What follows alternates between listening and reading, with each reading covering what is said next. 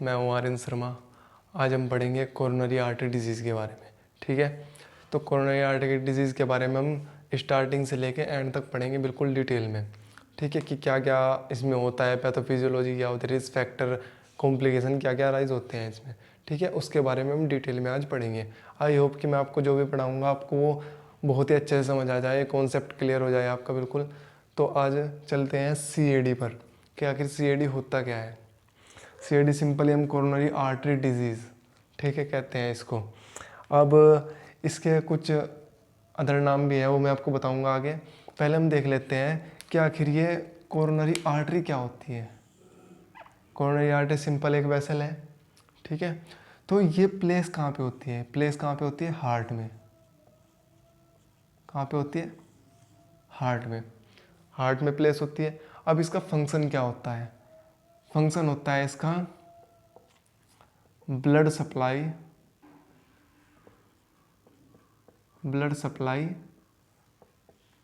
To the heart muscles. Okay, simple इसका function है कि ये क्या करती है? ब्लड सप्लाई करती है किसको? हार्ट मसल्स को। ठीक है, समझ में आ गया इतना? अब सिंपल ये तो समझ में आ गया कोरोनरी आर्टरी का फंक्शन क्या होता है। अब देखते हैं ये क्या है। कोरोनरी आर्टरी डिजीज़ किसको कहते हैं? मान लीजिए अगर कोई भी डिफेक्ट आ रहा है कोरोनरी आर्टरी में, तो उसको क्या कहेंगे हम? Coronary artery disease. आगे समझ? अब आगे चलते हैं। अब ये तो हो गया, समझ में आ गया हमको कोरोनरी आर्टरी डिजीज़ है। अब कोरोनरी आर्टरी डिजीज़ को दूसरे नामों से भी जाना जाता है, जैसे इसको हम IHD भी बोल देते हैं। IHD ischemic heart disease. Okay, दूसरा नाम हम इसको also known as CHD coronary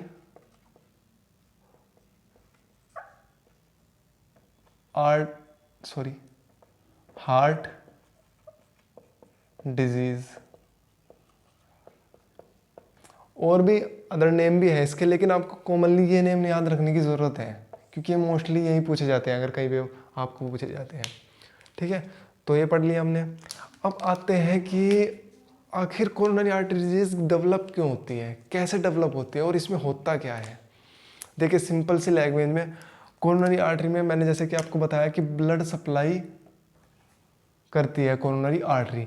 अब जब इसमें कोई डिफेक्ट आ जाएगा तो ये अपना फंक्शन प्रॉपर्ली नहीं कर पाएगी।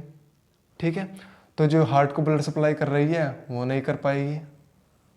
ठीक है, तो अब इसमें होता क्या है ऐसा कि जो ये ऐसा काम करती है। अब मैं सिंपल आपको एक आर्टरी बना के दिखा देता हूँ, कोरोनरी आर्टरी बना लेता हूँ, उसके जरिए आपको पता लग जाएगा। ठीक है, तो मान लीजिए मैंने एक सिंपल सी कोरोनरी आर्टरी ड्रॉ कर दी यहाँ पे। ठीक है, कोरोनरी आर्टरी ड्रॉ कर दी। अब इसमें होता क्या है यहाँ पे कि जो यहाँ पे ये आर्टरी वॉल है, यहाँ पे फैट डिपॉजिट होने लग जाता है।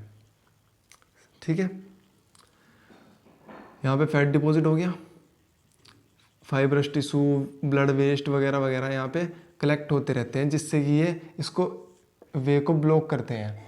अब ये क्या कर रही थी? ब्लड सप्लाई कर रही थी हार्ट को।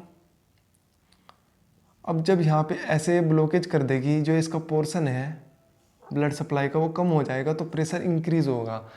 और जो ब्लड सप्लाई की डिमांड है हार्ट में, जितना हार्ट को ब्लड मिलना चाहिए वो उसको नहीं मिल पाएगा। किसकी वजह से? इस प्लेग की वजह से, इस कलेक्शन की वजह से। अब हम इस कलेक्शन को क्या कहते हैं?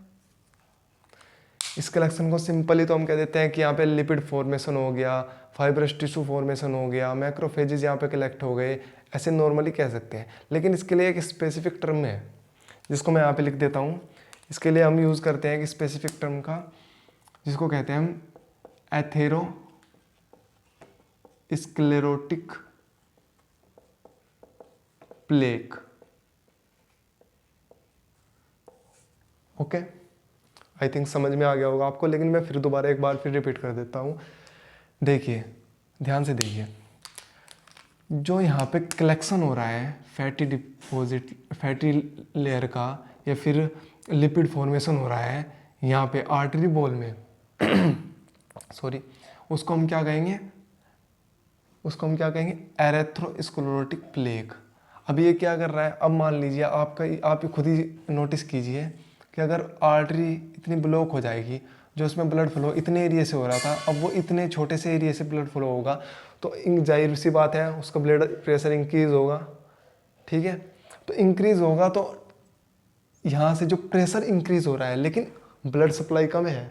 ध्यान दीजिए, ब्लड सप्लाई तो कम है लेकिन प्रेशर इंक्रीज हो रहा है।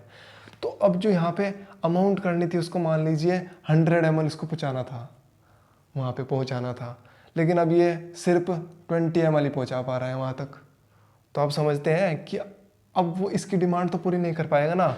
जो हार्ट यहाँ पे फंक्शन कर रहा है, पंप कर रहा है, उसके लिए उसका O2 चाहिए।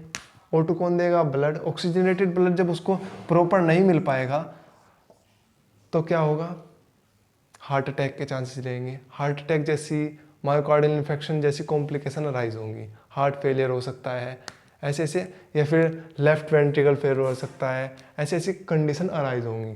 ठीक है, अब ये सारी चीज़ें मैं आपको बता दी कि कोरोनरी आर्टरी में क्या होता है। अब इसके रिस्क फैक्टर क्या होते हैं, क्योज क्या होते हैं। क्योज तो एक नॉर्मली मैंने आपको बता दिया कि क्योज ये है, एक तो इसका मेन एरेथ्रोस्क्लेरोटिक प्लेक। ठीक है, बाकी इसके रिस्क फैक्टर क्या होते हैं, रिस्क फैक्टर मैं आपको बता देता हूँ अभी। रिस्क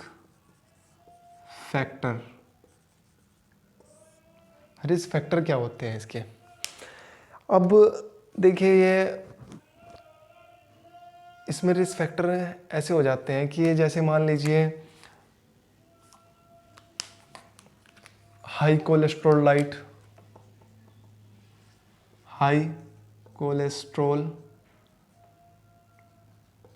डाइट ले रहा है कोई बंदा, ठीक है, या फिर हाई ब्लड प्रेशर रहता है उसका,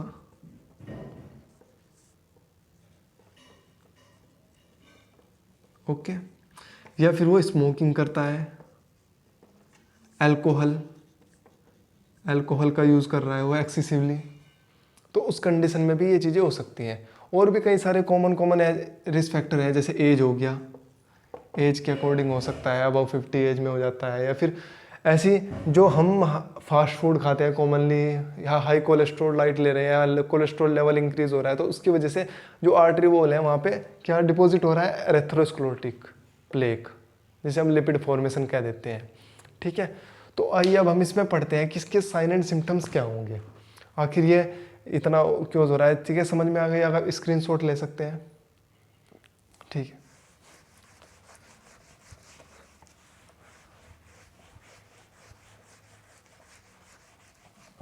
अब आते हैं हम साइन एंड सिम्टम्स पर। अब इसमें साइन एंड सिम्टम्स क्या अराइज होते हैं आखिर। साइन एंड सिम्टम्स, ऐसा इसका मतलब साइन एंड सिम्टम्स आप समझ सकते हैं। ठीक है, अब इसमें आखिर होता क्या है, सबसे पहले कॉमन सिम्टम्स जो होगा इसमें, एंजाइना पिक्टोरिस। क्या होगा, एंजाइना पिक्टोरिस हो सकता है। इसको हम कॉमन सी लैंग्वेज में क्या कह देते हैं, चेस्ट पेन। समझ में आ गया। ठीक है, अब जाहिर सी बात है, आप खुद सोचिए, जहाँ पे ब्लड 100 ml जाना था वहाँ से 20 ml इतना प्रेशर इंक्रीज हो रहा है, तो वहाँ की जो मसल्स हैं, जो वहाँ का आर्टरी वॉल है, उसमें पेन होगा, वहाँ की जो एक्टिविटी है वो बढ़ रही है, तो वहाँ पे जाहिर सी बात है पेन होगा। तो इससे आप समझ सकते हैं। अब इसमें एक और सिम्टम्स है, साइन एंड सिम्टम्स में और क्या हो सकता है, डिस्कम्फर्ट हो सकता है। इसमें ज़्यादा से होता है आर्म से शोल्डर तक पेन रेडिएट होता है, ये कह सकते हैं हम इसमें। तो कॉमनली ये सिम्टम्स ऐसे अराइज होते हैं इसमें। ठीक है, तो आइए आगे चलते हैं। वीकनेस वगैरह, टाइटनेस, ये कॉमन सिम्टम्स हैं, ये कुछ ज़्यादा खास नहीं है, नॉर्मली ये आप लिख सकते हैं। अब आते हैं हम डायग्नोसिस पर। अब हम कैसे पता लगाएं कि इसमें कोरोनरी आर्टरी है, इसको कोरोनरी आर्टरी डिजीज़ है, इसको हम कैसे पता लगाएंगे। डायग्नोसिस, आइए डायग्नोसिस पे चलते हैं।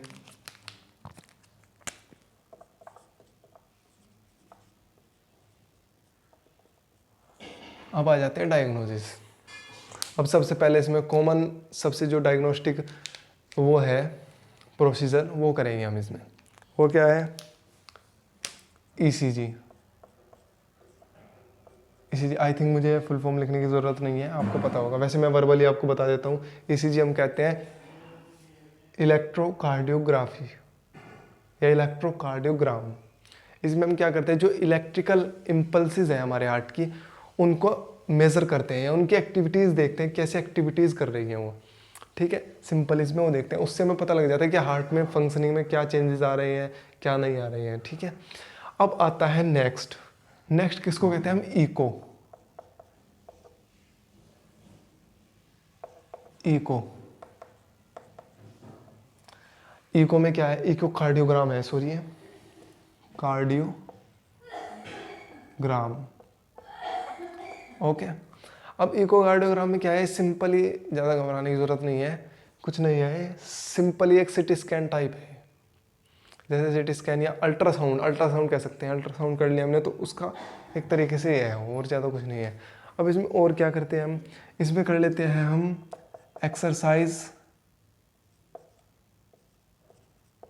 Stress test.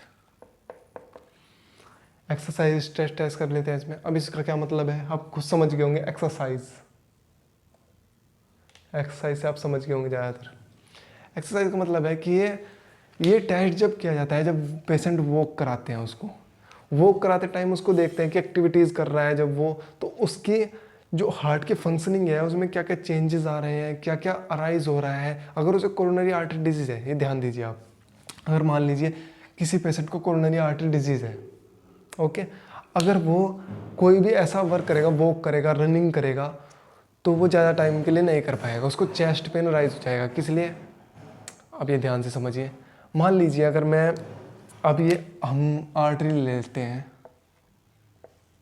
अब यहाँ पे ये हो रहा था, यहाँ पे सप्लाई कम हो रही थी ब्लड की, हार्ट का। अब देखो हार्ट को ब्लड सप्लाई कम होगी तो हार्ट की डिमांड बढ़ती रहेगी। अब देखिए आप रेस्टिंग पोजीशन में है, तब तो एक सिंपली वर्क करता रहेगा, चलो भाई यहाँ रेस्टिंग पोजीशन में है, कोई दिक्कत नहीं आ रही है। लेकिन अगर आप एक्टिविटी कर रहे हैं तो आप देखिए, आप एक्टिविटी करेंगे तो आपकी ऑक्सीजन सप्लाई, मतलब कि आपको ब्लड मांगेगा, हार्ट क्या मांगेगा? ब्लड, एनर्जी मांगेगा। ठीक है, तो वो अगर इसको सप्लाई प्रॉपर नहीं कर पाएगी तो चांस है आपको हार्ट फेलियर होने के। ठीक है, और एक्टिविटी इंटॉलरेंस भी हो सकता है आपको। समझ गए? चलिए, अब इसके और भी कुछ डायग्नोस्टिक वैल्यूएशन है। इसमें कार्डियक कैथेटराइजेशन कर सकते हैं, एंजियोग्राफी कर सकते हैं, मतलब कि एक तरीके से ऐसा प्रोसीजर है, मान लीजिए ये है कोरोनरी आर्टरी, तो हम यहाँ पे एक कैथेटर डाल लेते हैं, थिन कैथेटर। ठीक है, उससे हम देख लेते हैं कि यहाँ पे एग्जामिन कर लेते हैं कि यहाँ पे कहाँ प्लेक फॉर्मेशन हो रही है, कैसे हो रही है, तो वो इस चीज़ में हम देख सकते हैं।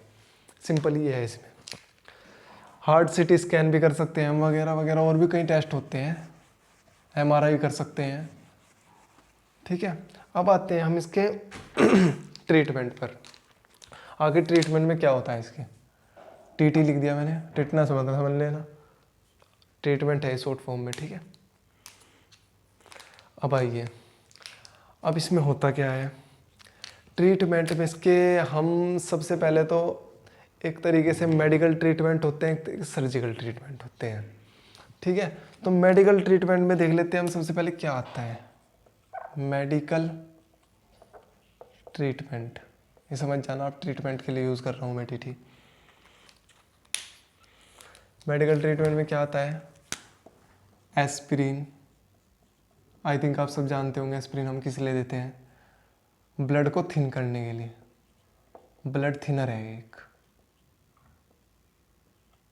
ओके, एक टाइप का ब्लड थिनर है, खून को पतला करने के लिए हम इसको देते हैं। ठीक है, अब एस्पिरिन दे दिया, हमें इसमें एंटीप्लेटलेट दे सकते हैं।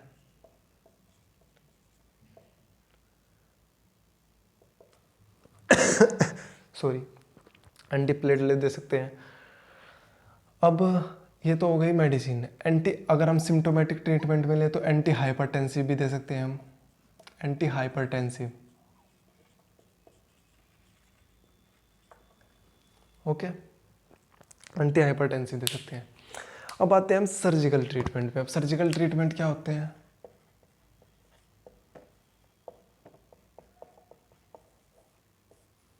सर्जिकल ट्रीटमेंट, सर्जिकल ट्रीटमेंट में हम इसमें कर लेते हैं एंजियोप्लास्टी। Angioplasty, angioplasty. अब एंजियोप्लास्टी से क्या करते हैं? अब सिंपल है ये आर्टरी हो गई, कैथेटर डाला, यहाँ पे प्लेक है, यहाँ पे उन्होंने एक बैलून इंसर्ट किया, बैलून को फुला दिया, ये ऊपर का ऊपर नीचे के नीचे हो गया, ठीक है। ये कंप्रेस हो गया, डिप्रेस हो गया, मतलब प्लेक जो था वहाँ पे बैलून की वजह से, बैलून फुलाया, वहाँ पे स्टंट फॉर्म कर दिया, एक स्टंट लगा दिया, ख़त्म। ये एंजियोप्लास्टी, सिंपल। अब इसमें हम CABG भी कर देते हैं, CABG ऐसे भी बोल सकते हैं इसको, ग्राफी बोल सकते हैं, सर्जरी बोल सकते हैं। इसमें क्या होता है? कोरोनरी आर्टरी बाईपास सर्जरी या ग्राफी बोल सकते हैं हम इसको, ठीक है। मतलब इसमें क्या होता है, ये यहाँ पे है, इसको यहाँ से कट करके यहाँ से दूसरी आर्टरी ला के इसमें जोड़ दी, इसको कहते हैं हम CABG, ओके। अब इसके सिंपली हम प्रिवेंशन क्या कर सकते हैं? सर्जरी तो हो गई, प्रिवेंशन क्या कर सकते हैं इसकी? आइए प्रिवेंशन पे चलते हैं। प्रिवेंशन मैंने आपको लगभग आइडिया सा आपको दे भी दिया था कि इसमें हाई कोलेस्ट्रॉल लाइट फूड लेते हैं, हाई कोलेस्ट्रॉल लाइट लेते हैं, तो उसकी वजह से इसमें ऐसे कोरोनरी आर्टरी डेवलप होने के चांसेस रहते हैं। तो सिंपल सी बात है, इसमें हम क्या कर सकते हैं? हम इसमें लो कोलेस्ट्रॉल डाइट,